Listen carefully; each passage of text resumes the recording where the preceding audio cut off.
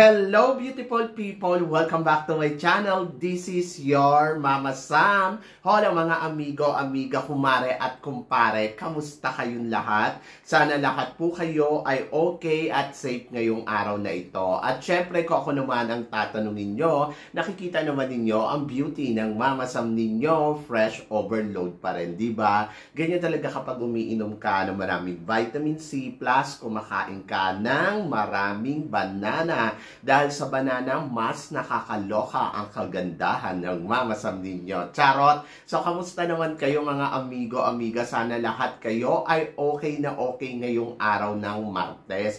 Happy Tuesday sa atin lahat ng bonggang-bongga. Siyempre, kung ako naman ang tatanungin ninyo, medyo pagoda ang katawan ng Mama Sam ninyo kasi nga kahapon nag-sport day kami. Diyos ko, grabe, ang init at saka nakakasakit talaga siya sa katawan. Pero syempre, dahil nakapagpahinga na ang Mama Sam ninyo, kaya laban na laban ang beauty natin ngayon.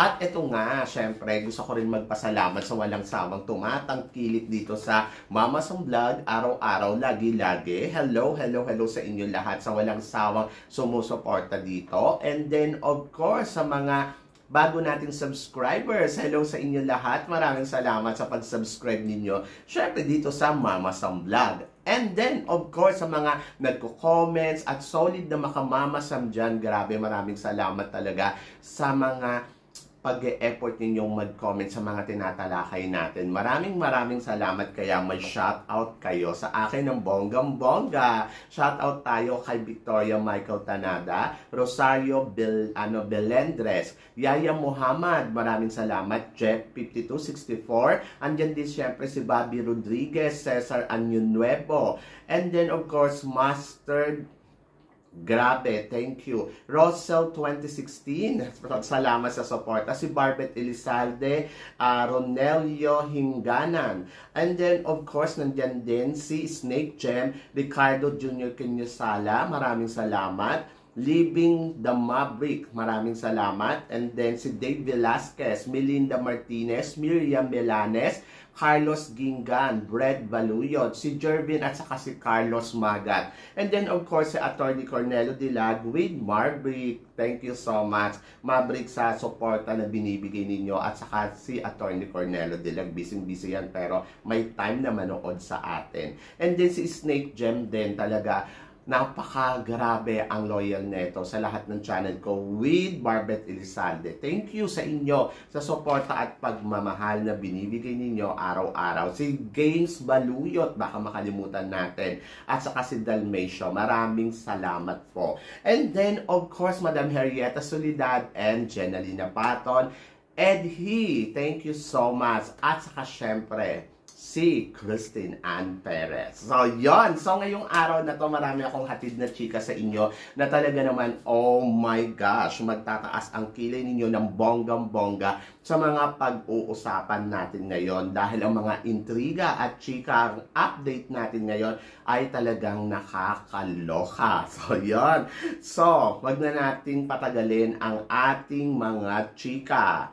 Ito ang una natin, chika. Binibining Pilipinas, something major surprise para sa atin ngayong taon na to. So, ayun nga, search on nga ang Binibining Pilipinas at sa isang linggo, malalaman na natin kung sino ba yung mga kandidata na magiging officially candidates ng Binibining Pilipinas. Sabi nga ganun, once you are Binibini, you're always a Binibini. So marami din tayo nababalitaan na magkakaroon daw ng isang corona ulit dito sa Binibining Pilipinas. Ang iniisip natin na madadagdag dito yung Asia Pacific, bukang nandito siya sa Binibining Pilipinas.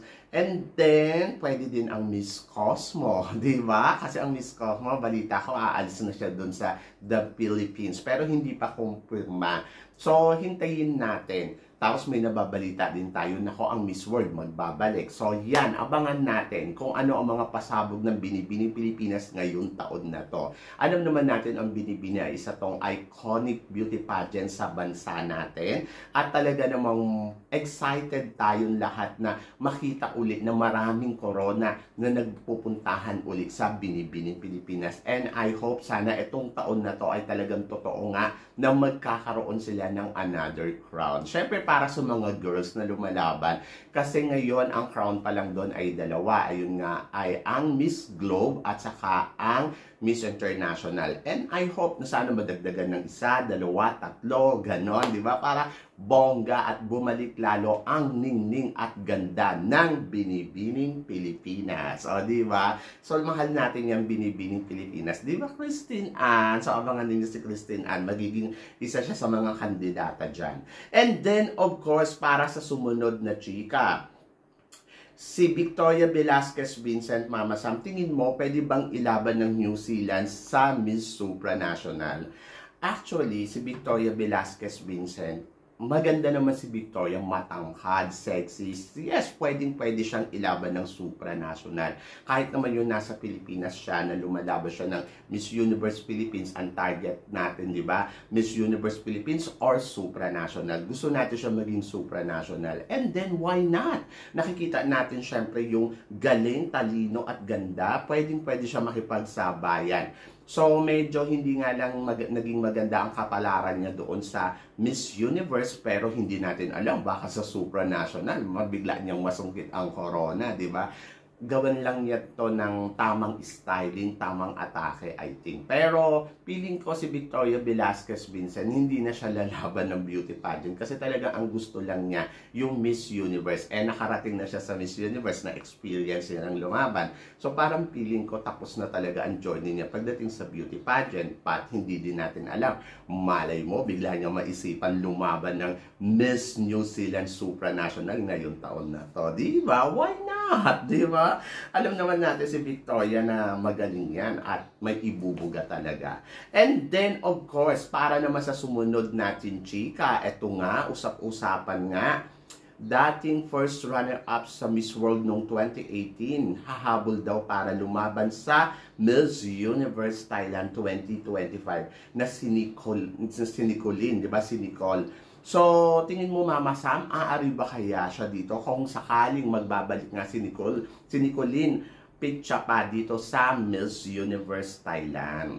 Kasi nung last time, di ba, nagkaroon siya ng problema doon sa organization. Nag-resign siya bilang first runner-up ng Miss Universe Thailand. And then, kung magbabalik siya ngayon, mananalo ba siya? Ay naku, mag-ingat dito si Vina kasi magaling tong kumoda. Kaya lang, yung beauty, I think, ayun yung kailangan niyang paghandaan, yung transformation. Kasi alam naman natin itong si Mr. Nawat, medyo, alam mo yung pagdating sa mga beauty queen, hindi lang siya tumitingin sa kuda. Kailangan talaga ganda. Maganda naman si Nicolene in person, nakita ko naman siya. Kaya lang kasi, iba ang pageant ngayon, lalo na ang may hawak ay MGI. So, there are something na parang gusto talaga nila physical kaanyuan first, bago yung kuda. Oo. Kasi para sa kanila, naniniwala sila na ang lahat naman daw ng tao ay kaya naman daw magsalita. And then, kung ano yung tanong, kaya daw sagutin. So, depende na lang yun kung paano mo sasagutin. Pero daw yung beauty, kailangan daw talaga nandiyan lagi. Kasi, syempre, beauty contest nga daw, diba? So, good luck kay Nicolene at wish all the best. So, yon. So, kung nalaban naman siya, good luck. And then, of course, para sa sumunod natin, chika, Mama Sam, ano naman masasabi mo kay Gwendolyn Soriano ng Miss Universe Philippines Baguio sa kanyang inilabas na swimsuit portrait dito sa Miss Universe Philippines? Well, ang masasabi ko, hindi siya yung isa sa mga choices kasi parang, ayun nga, so ito nga yung nakikita ko sa kanya. Actually, maganda yung mukha ni Miss Baguio. Talaga as in panalo. Pero doon sa katawan niya, hindi ko alam kung kaya niya bang kabugin yung mga ibang talagang masasabi natin, long-legged, tapos panalo talaga yung katawan. So, hindi ko alam. Pero nandoon ako, umaasa ako na magbibigay ito ng magandang performance kung saan mahatak o madadala niya yung lahat ng category dito sa Miss Universe Philippines. So, tignan natin. Magaling si Gwendolyn Soriano in terms of pasarela, performance, kasi nakita ko na yung laban niya noon sa Miss Baguio, talagang umaariba talaga to at hindi nagpapakabog. And tignan natin kung paano niya gagawin to sa Miss Universe Philippines, kung siya nga ba ay eksena talaga ng bonggang-bongga. For now, nakikita ko pwede itong pumasok sa top 10 or top 20 dahil sa ganda na meron siya. Pero hindi ko lang alam kung yung ganda niya ay magdadala ba sa kanya hanggang sa dulo ng competition. So, abangan natin yan. For now, 20 or 10. Kaya ni Gwendolyn Soriano ng Baguio. So, yon, good luck! Ay nako, excited ako dyan. Pero ito, mas may excite kayo dahil swimsuit competition ng Miss Universe Philippines magaganap na this coming April 5 sa Aqua Boracay. Yes! So, ito na yung hinihintay natin na kabuga ng mga kandidata pagdating sa pasarela kasi makikita na nga natin sila magpe-perform after natin makita yung mga portrait photos nila. Eto na, performance level naman ang pag-uusapan natin. So dito makikita natin kung sino nga ba ang aariba at kung sino nga ba ang mawawala sa eksena. Pero balita ko sa susunod na linggo may event pa sila. Abangan natin kung ano to.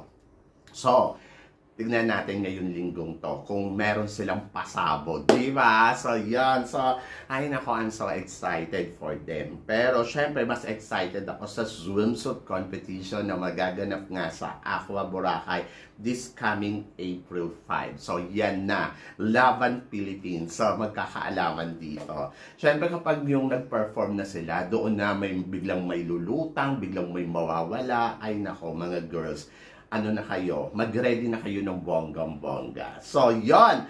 And then, of course, para sa sumunod na chika, Mama Sam, Krishnan Gravides, tingin mo ready na ba para sa kanyang laban sa Miss World? Kasi ngayon ay paandar na talaga ang Krishnan Gravides.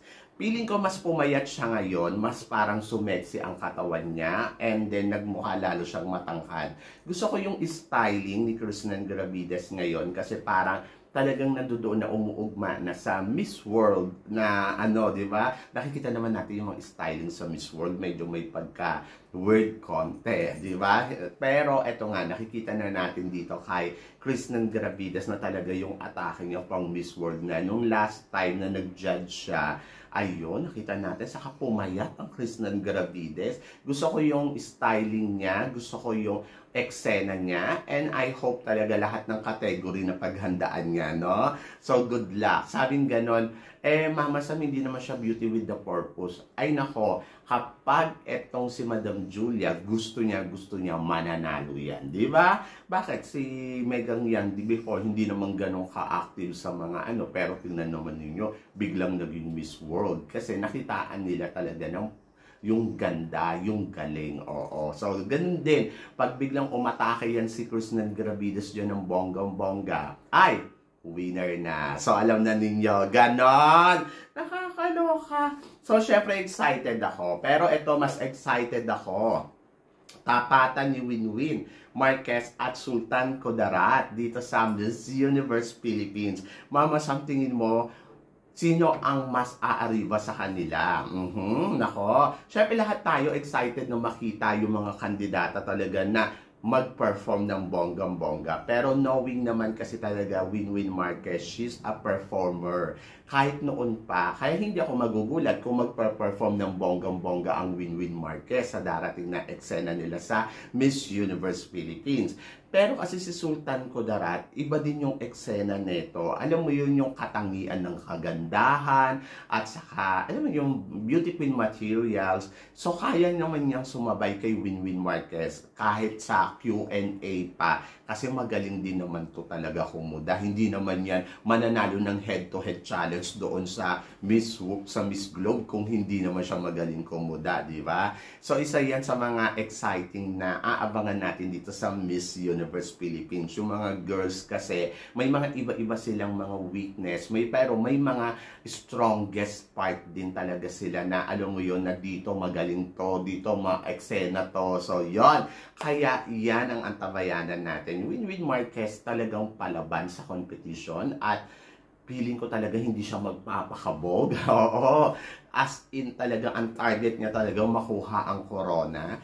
At ang maganda kay Winwin kasi binibigay niya talaga yung lahat ng category na, alam mo yun na yung 100% sa mga category na ibinibigay sa kanilang challenge, no? Talagang ando doon na inilalaban niya talaga. Kaya, kung sa ngayon, ang nakikita ko, isa siya sa mga beat to the crown talaga, si Winwin.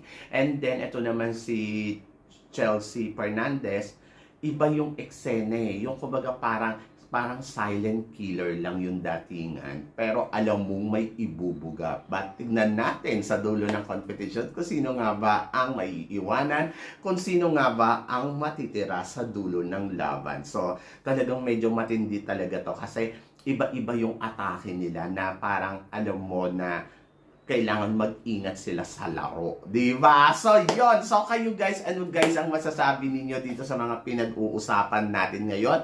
I-comment below mo yan para at least malaman ko naman kung ano naman ang chika mo dito sa mga tinatalakay natin. Syempre, maraming salamat po sa inyong lahat sa suporta at pagmamahal na binibigay ninyo dito sa channel ko. At sa mga hindi pa po nakaka-subscribe, please don't forget to click like and subscribe my channel. At i-click nyo na rin po ang notification bell para more updated kayo sa aking mga chika. Sabi ng ganon, always keep smiling and always think positive. Walang imposible guys. Magtiwala lang tayo sa itaas. Kaya guys, hanggang dito na lang. Hanggang sa muli nating chikahan. See you tomorrow. Thank you guys.